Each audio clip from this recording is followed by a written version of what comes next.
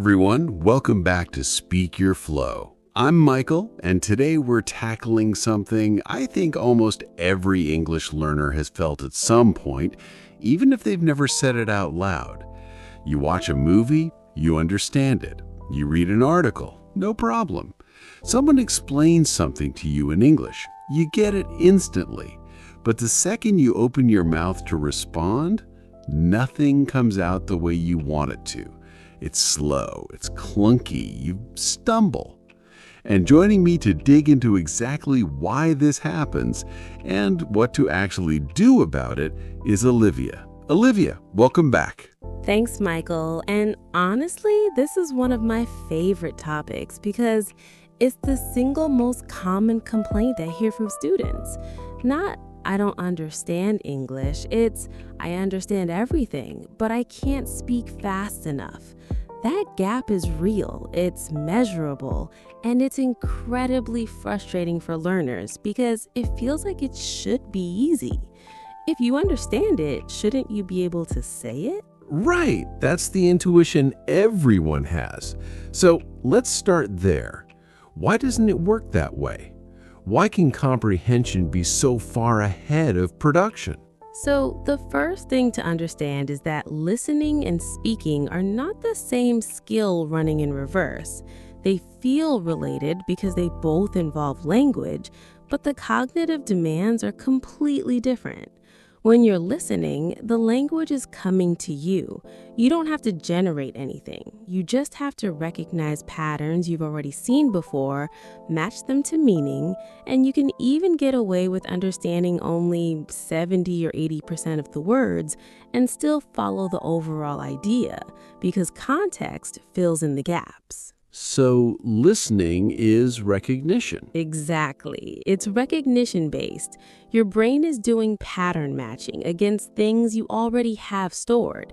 Speaking is production. You have to retrieve a word from memory, decide if it's the right one, build a grammatically correct sentence around it, manage your pronunciation, and do all of that in real time while someone is waiting for you to respond. There's no context filling in the gaps for you. You have to create the context. That sounds like a completely different kind of mental effort. It is. In language acquisition research, this is often called the difference between receptive and productive competence. And the gap between them is completely normal. Every language learner has it, including native speakers learning to read and write at a more advanced level. The issue isn't that the gap exists. The issue is that most self-study methods only train the receptive side. Can you say more about that? Because I think this is the part people don't realize. Sure. Think about how most people study English outside a classroom. They watch English YouTube videos, they listen to podcasts, they read articles, maybe they use an app that shows them vocabulary cards. All of that is input. All of it strengthens recognition, and that's valuable. You do need a lot of input to build vocabulary and a feel for the language, but none of those activities require you to produce a sentence under pressure.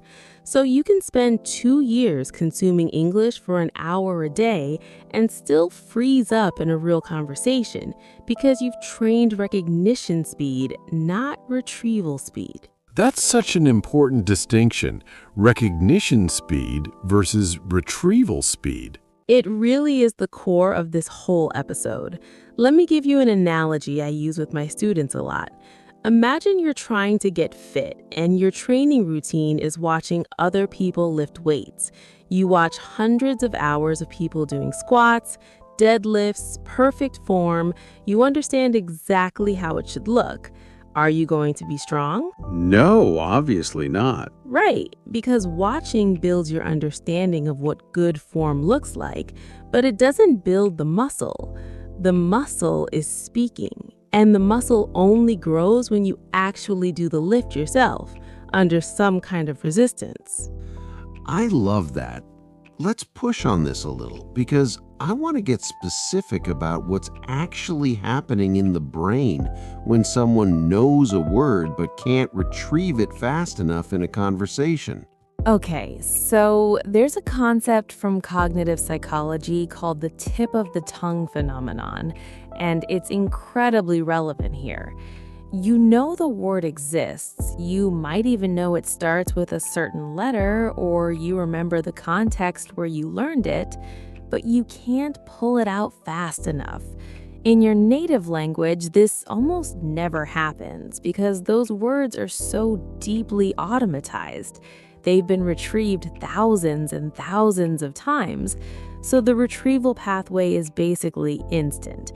In a second language, especially with vocabulary you've only seen in reading or heard in a video a handful of times, that retrieval pathway is weak. It exists, but it's slow, like a road that hasn't been paved yet. So every time you successfully retrieve a word while actually speaking, not just recognizing it while reading, you're paving that road a little more. Exactly. And this is why active recall under time pressure is such a critical and underrated part of learning a language.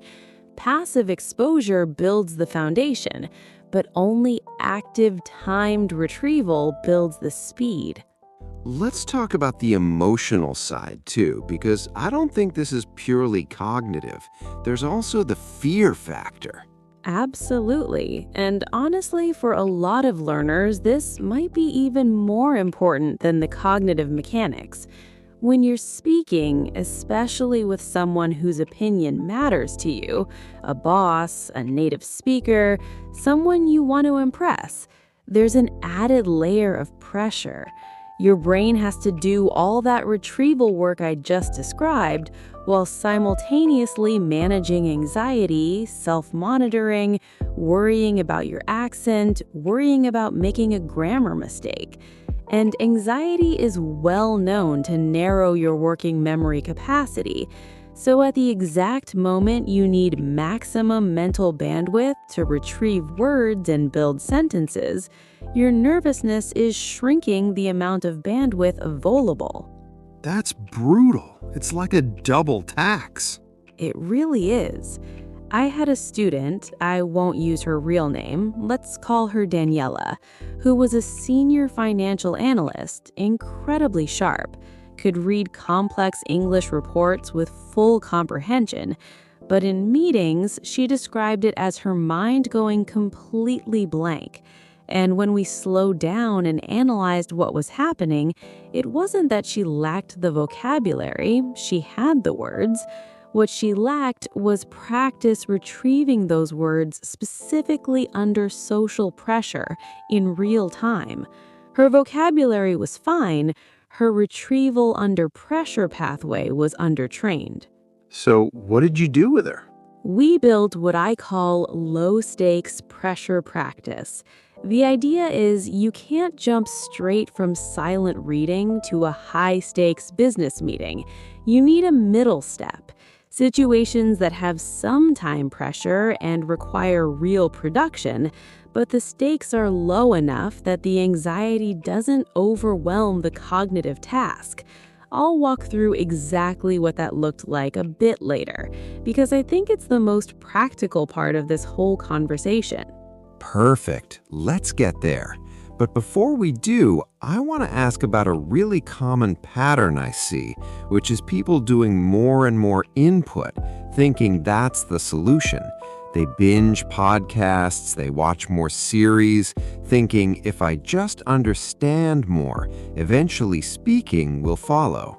Does that work? It works up to a point, and then it plateaus hard. Input is necessary, but not sufficient. Here's the honest truth, and I say this directly because I think learners deserve honesty rather than comfortable answers. If your only goal is comprehension, then yes, just consume more input. You'll keep improving. But if your goal is speaking fluently, there is no amount of additional listening that will substitute for actual speaking practice. I've seen learners with genuinely advanced comprehension. They could understand fast native podcasts, no subtitles, who still spoke at a hesitant intermediate level because they'd spent years building one skill and almost no time building the other. That's a hard pill to swallow for people who've invested a lot of time in just watching and listening. It is, but it's also liberating in a way because it means the problem isn't "I'm bad at English" or "I'm not smart enough." It's simply that the training has been unbalanced, and unbalanced training has a clear fix.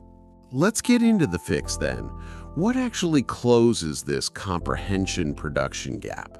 There are 5 things I focus on with students, and I want to go through them properly because each one targets a slightly different part of the problem.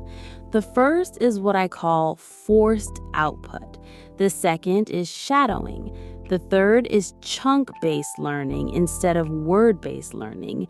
The fourth is reducing the translation step. And the fifth is structured, low-stakes speaking pressure, which connects back to Daniela's story. Let's start with forced output. What does that actually mean in practice? Forced output means deliberately creating situations where you have to produce language instead of just receive it. The simplest version, and I mean genuinely simple, something almost everyone can do today, is talking to yourself out loud in English. I know it sounds almost too basic to mention, but very few learners actually do it consistently, and it is shockingly effective. Why does talking to yourself work as well as it does? Because it removes the anxiety variable while keeping the retrieval practice variable. Remember what we said. Speaking under anxiety taxes your working memory. Speaking to yourself alone with zero social risk lets you practice the actual mechanics of retrieval and sentence construction without that extra tax. You can narrate your day. Okay, now I'm making coffee. I need to find the filter. Where did I put it? And you'll discover something interesting almost immediately. You'll hit gaps. You'll want to say a specific word and not have it ready. That's valuable information because now you know exactly what to look up in practice instead of vaguely sensing my English isn't good. So it's diagnostic as well as practice. Exactly, it's both. And once you identify a gap, let's say you wanted to say, I need to wring out the cloth, and you didn't have wring out.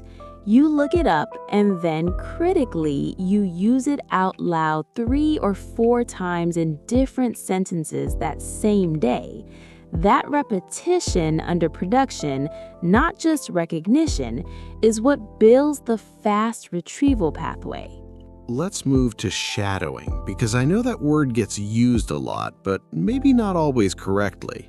Right. Shadowing is often misunderstood as just listening while repeating, but the technique that actually builds speaking speed is more specific.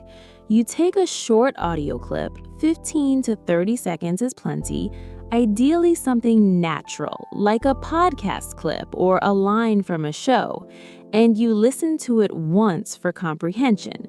Then you play it again and speak along with it in real time, trying to match the speaker's rhythm, pace, and intonation as closely as possible, almost like you're their shadow, half a second behind. And what is that training exactly? It's training your mouth and your processing speed to operate at native speed instead of the slower pace most learners default to. A lot of learners speak slowly, not because they don't know the words, but because their muscle articulation and their mental processing have never been pushed to operate quickly. Shadowing forces both. It's uncomfortable at first. You'll feel like you're tripping over your own tongue, but after a couple of weeks of 5 to 10 minutes a day, most learners notice their normal speaking pace increasing, even in unscripted conversation, because the muscle memory transfers. It's like training at a faster pace than you race at. That's a great way to put it. Runners do interval training above their target race pace, so the race pace then feels comfortable. Shadowing does the same thing for your mouth and your processing speed. Let's talk about chunk-based learning. I think this one might be the most underrated. I agree, and this connects directly back to the retrieval problem. Most learners study vocabulary one word at a time. Flashcards with a single word on one side and a translation on the other. The problem is that real speech is not built word by word. It's built from chunks, fixed or semi-fixed phrases that native speakers retrieve as a single unit. Things like, to be honest, as far as I know, it depends on, I was wondering if. If you learn these as full chunks, you retrieve the whole phrase in one mental action instead of having to assemble it word by word, deciding the grammar, deciding the preposition every single time. So it's like pre-building sentence pieces you can just plug in.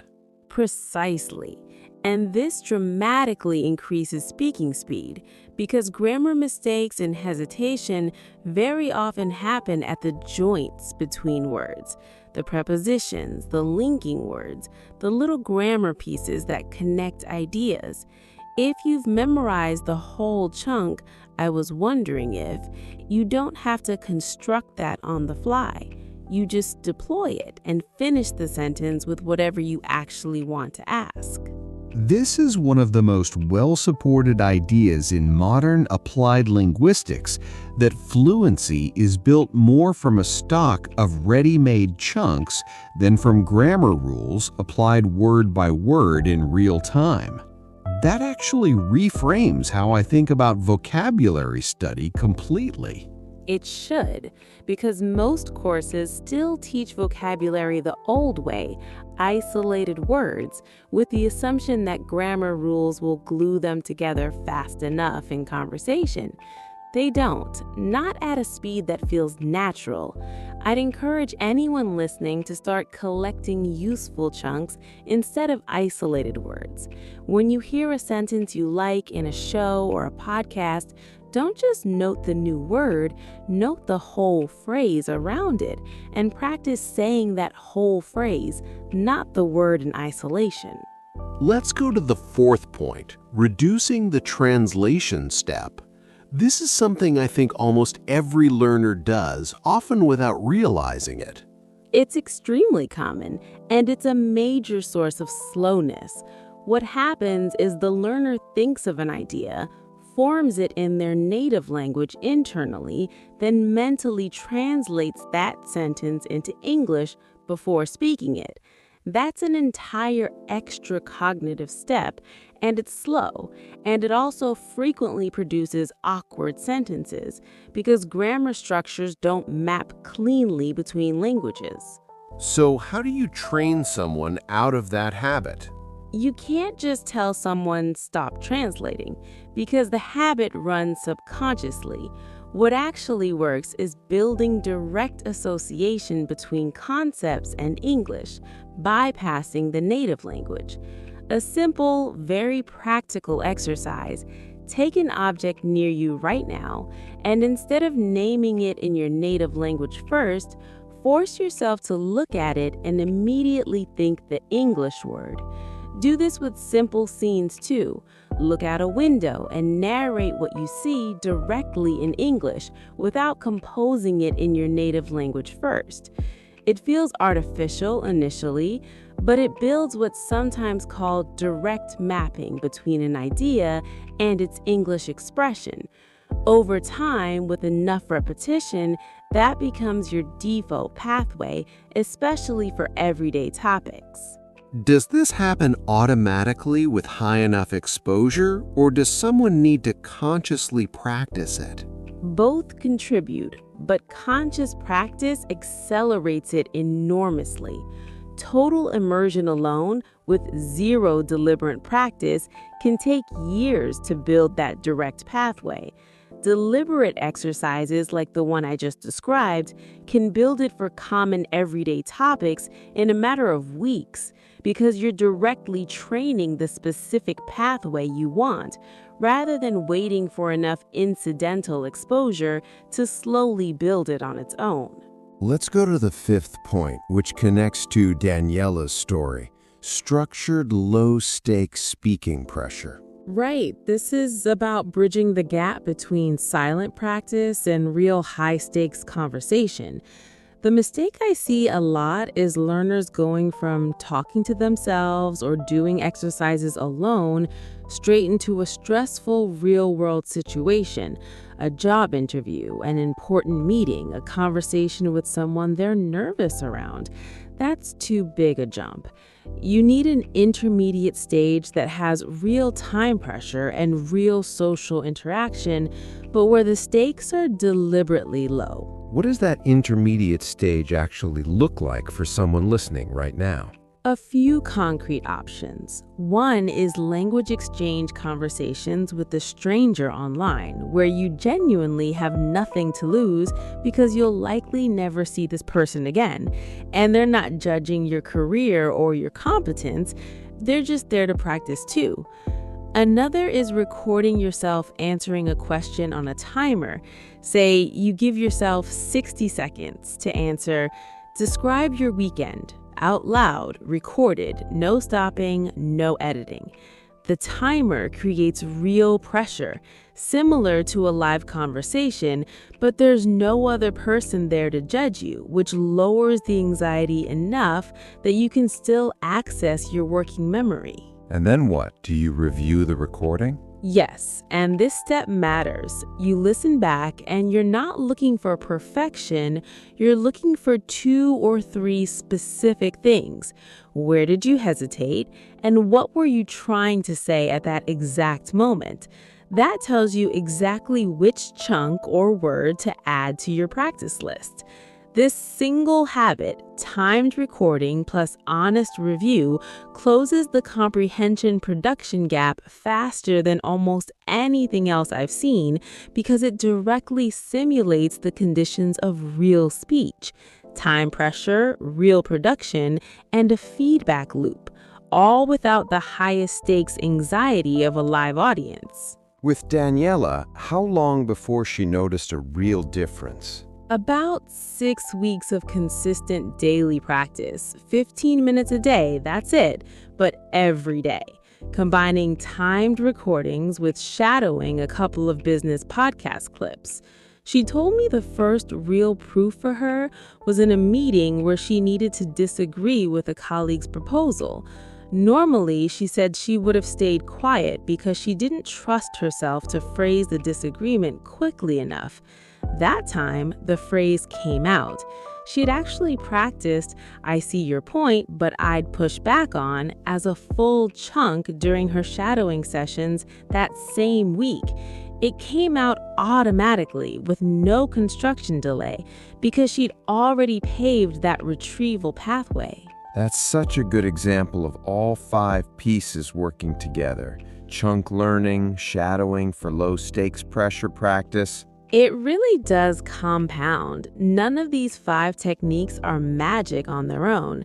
The real shift happens when you combine forced output, shadowing for speed, chunk learning instead of word learning, reducing the translation step, and low-stakes pressure practice, even in small daily doses. Let's talk about a realistic weekly plan, because I think people listening want something concrete they can start tomorrow, not just a theory. Absolutely, and I'd rather give something small and sustainable than something ambitious that gets abandoned after 3 days. Here's what I'd suggest. Daily, 5 minutes of shadowing a short audio clip. Pick something you already understand fully so you're not fighting comprehension and pronunciation speed at the same time. Daily, 5 minutes of talking to yourself out loud about your day, your plans, an opinion on something you read. 3 times a week, one 60-second timed recording answering a simple question, followed by a 2-minute review where you note one hesitation point and the word or chunk you needed. And then, once a week, ideally, a real conversation with another person, a language exchange, a tutor, even a patient friend, where you deliberately try to use at least 2 or 3 chunks you practiced that week. That's maybe 20 minutes a day, plus one longer session a week. Very doable. That's the goal. Consistency beats intensity here. 20 minutes daily for 2 months will move someone further than a single 3-hour cramming session once a month, because retrieval pathways are built through frequent repetition, not raw volume in one sitting. Before we wrap up, I want to ask you something directly, because I think a lot of learners listening might feel discouraged hearing that input alone won't fix this. Is there any good news here? There's a lot of good news, actually. The good news is that this gap is fixable, and it's fixable faster than people expect, because you're not starting from zero. If you already understand English well, you already have the vocabulary, the grammar knowledge, the comprehension. You're not building a new skill from scratch. You're building a faster, more automatic bridge to skills you already have. That's a much smaller job than learning a language from the beginning. Most of my students see a noticeable difference in speaking speed and confidence within 4 to 6 weeks of consistent practice, not years. That is genuinely encouraging. Any final piece of advice for someone listening who's nodding along right now thinking, this is exactly my situation? I'd say stop waiting to feel ready. A lot of learners keep consuming more input, telling themselves, once I understand a bit more, I'll start speaking more. But we've shown today that's not really how the gap closes. The gap closes through production, not more input. So pick one thing from today, even just the talking to yourself exercise, and do it today, not next week. 5 minutes. That's the entire bar. The road only gets paved by walking on it. I love that. Olivia, thank you so much for breaking this down so clearly today. Thank you, Michael. This is always one of my favorite conversations to have. And to everyone listening, if this episode helped you understand what's actually happening when you freeze up mid-conversation, do us a favor and share it with someone who needs to hear it too. And if you want more practical breakdowns like this, make sure you're subscribed to Speak Your Flow, because we've got a lot more coming on exactly this kind of real, usable language learning advice. Until next time, keep speaking, even if it's just to yourself.